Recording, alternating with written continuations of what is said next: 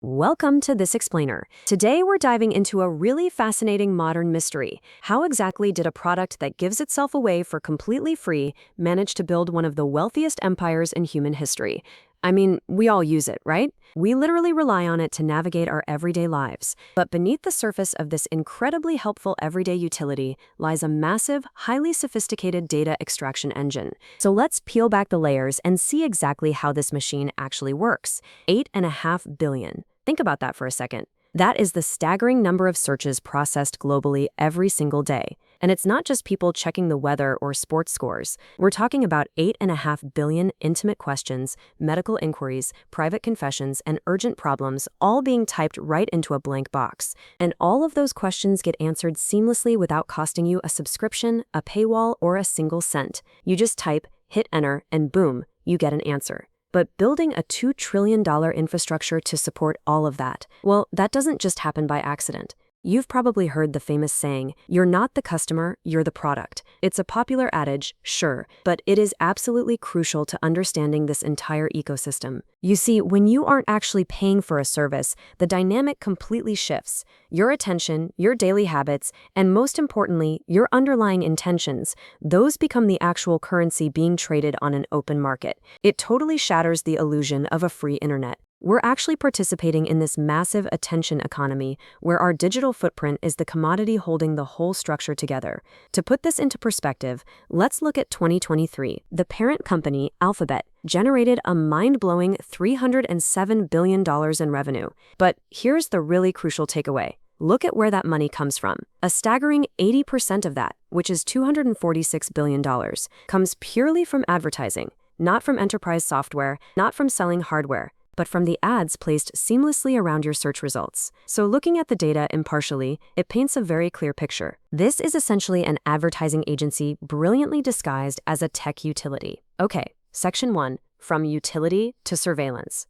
Now, the system we all use today didn't just magically appear overnight. It evolved through a very deliberate timeline. In those first few years, it was simply an elegant search utility, purely focused on organizing the rapidly growing World Wide Web. But as you can imagine, maintaining all those servers was incredibly expensive. So to survive, the model had to shift toward ad integration and monetization.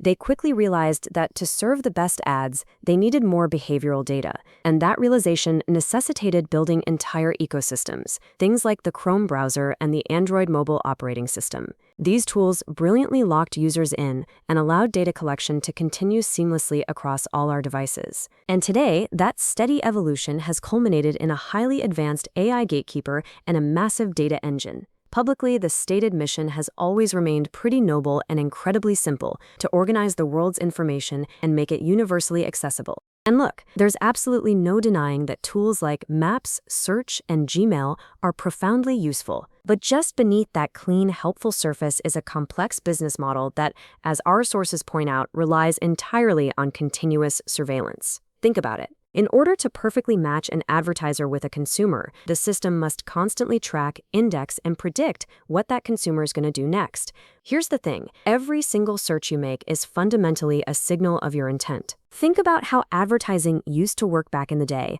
A company would buy a billboard on a highway, hoping that out of 10,000 cars driving by, maybe one person needed new tires. It was basically a complete guessing game. But search engines?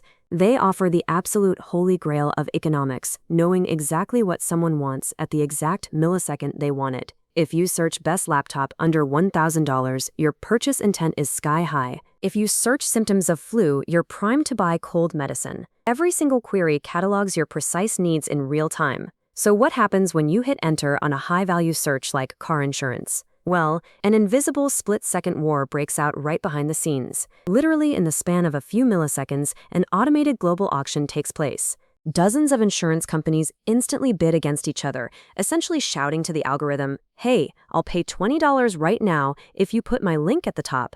The system calculates the highest and most relevant bid, awards the winner that top spot with a tiny sponsored tag, and serves you the page. You click the link, and in an instant, the platform profits. You might not even end up buying the insurance, but the economic transaction for your focused attention, that is already complete. It's really an awe-inspiring feat of engineering that dictates a multi-billion-dollar economy in the blink of an eye. And this invisible auction is executed better here than anywhere else on the planet, to the tune of capturing 43% of all global digital ad spending. That is an absolutely immense figure. It represents a larger slice of the pie than Facebook, Amazon, and everyone else combined. From an economic standpoint, holding nearly a majority share of global ad spend gives one single entity unprecedented, functional monopoly power over the digital economy. If a business wants to be found online today, participating in this specific auction isn't really optional. It's practically mandatory. So let's connect this back to you. What is your personal attention actually worth in this ecosystem?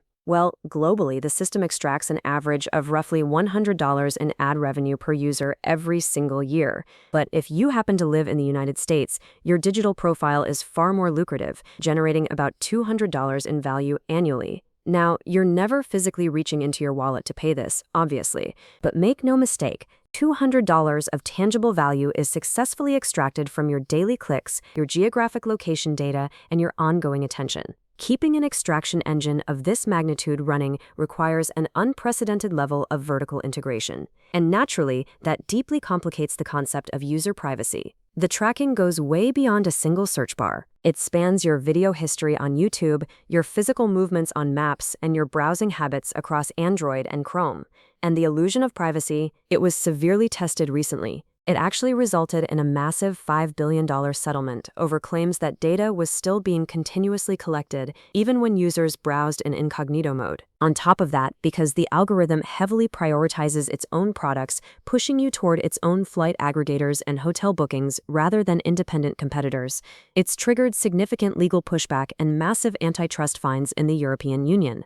So we're really looking at a narrative of ever-expanding corporate reach colliding with complex legal boundaries. As dominant as this ad machine already is, we are currently watching it undergo a profound psychological and technological shift right into the era of artificial intelligence. To really grasp this, we have to understand the concept of a gatekeeper. For 20 years, we relied on the search engine to act kind of like a helpful librarian. You asked a question, and it pointed you to the right book. Simple, right? But with new AI tools answering queries directly at the top of the page, the librarian is now reading the book, interpreting the contents, and simply handing you their own summary. So the engine is pivoting from being a helpful dispatcher of traffic into becoming the sole oracle and source of truth. And this transition into an AI-driven zero-click ecosystem introduces a severe long-term risk for smaller websites and independent creators. The domino effect here is deeply concerning. When an AI model instantly answers a user's question, well, the user has absolutely no reason to click any outbound links. For example, if an AI provides you the full recipe right there on the search page, you never actually visit the food blog.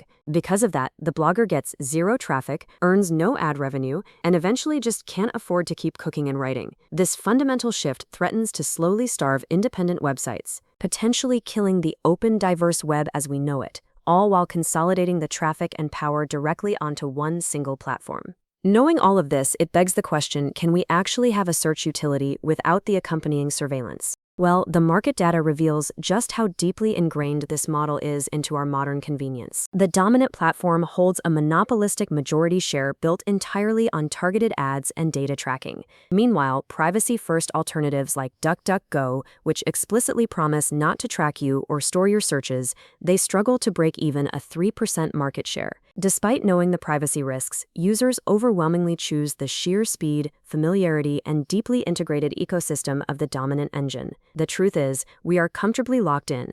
This incredible system didn't conquer the internet simply by being the best at indexing websites. Not at all. It conquered the digital world by figuring out how to commodify and monetize human attention more effectively than any entity in human history. So, the ultimate question we are left with as users is this: are we actually okay with this permanent trade-off? Is the undisputed convenience of free, instant information truly worth the price of being watched forever? Thank you for joining me on this explainer. I'm going to leave you to ponder that.